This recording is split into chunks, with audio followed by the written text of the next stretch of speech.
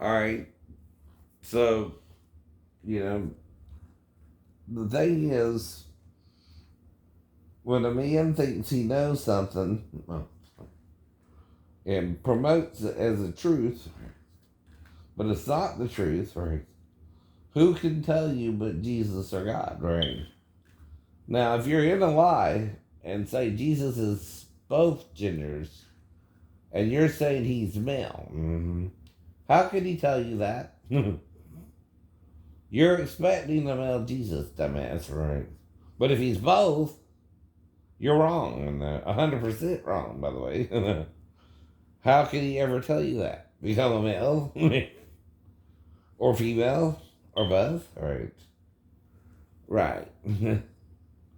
But even if he becomes a male and you still think he's male, he's got to tell you, I'm not just male, right? I'm both too, right?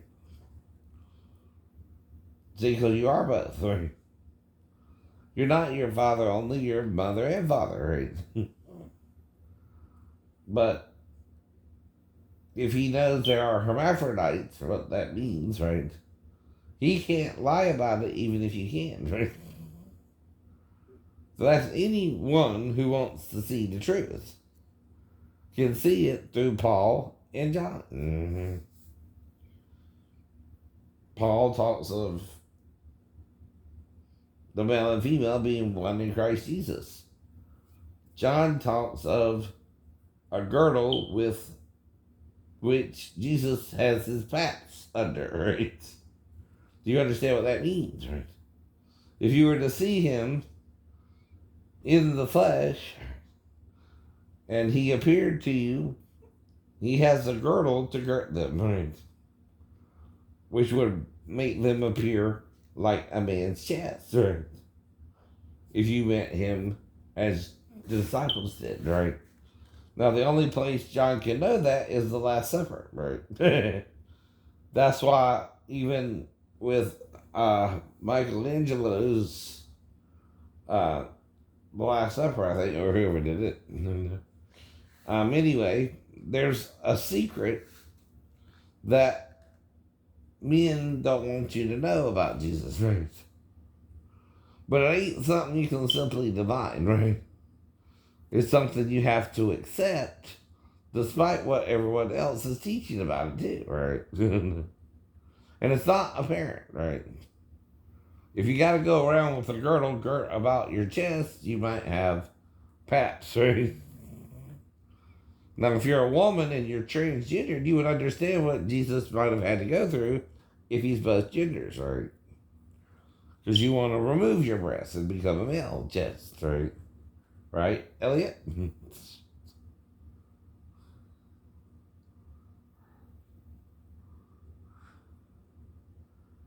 Wow, Dee Snyder is going to be on Family Feud, right? Cool, man. Cool, man. Anyway, part of the point is, though, if the Gnostics are right and Jesus is a hermaphrodite, that's a rare thing, right? But him being male would be a common thing. We're all men. We're all men. But what would more shock you, right, would be if he was both, right? Not male, not male.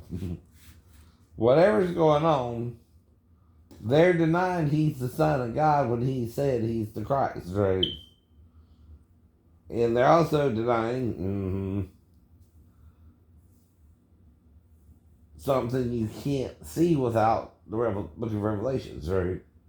Now, it was Revelations revealing to you something John couldn't say until then, right? As well. Because he had to be the last disciple alive, according to Peter, to teach it. You know what that means? No one was sure around him if that was truth or sealed. But if it is the truth, and John's the only male to see him on the cross, he's also the last witness, right? Now, Paul more understood it and left the traditions of what the Messiah was supposed to be, according to Galatians anyway, right? He's, in Galatians, is telling you the male and female are one in Christ Jesus. That's different, right, than anything he said up till then, and that includes Corinthians, where he says, you are all baptized into one body, right? Here he takes it a step further and includes the female, right? Which changes Christ's body from male to androgynous, right? And with him having paps in Revelations, right, that shows the full androgyny. Because men, unless they're kings who can give suck, normally don't have shad anyway. To give suck, right? But Jesus did. That's why he's the King of Kings and the Lord of Lords. But men are taught they're the image of God, right? Which is the lie Satan is telling you, right? You're one of the three images of God, and actually the middleman, right? Which is your lie, if you say anything else, right? But men are more prone to follow Satan because he builds you up like you're God when you're not God, right? Anokiel, low-ish, right? That's your problem.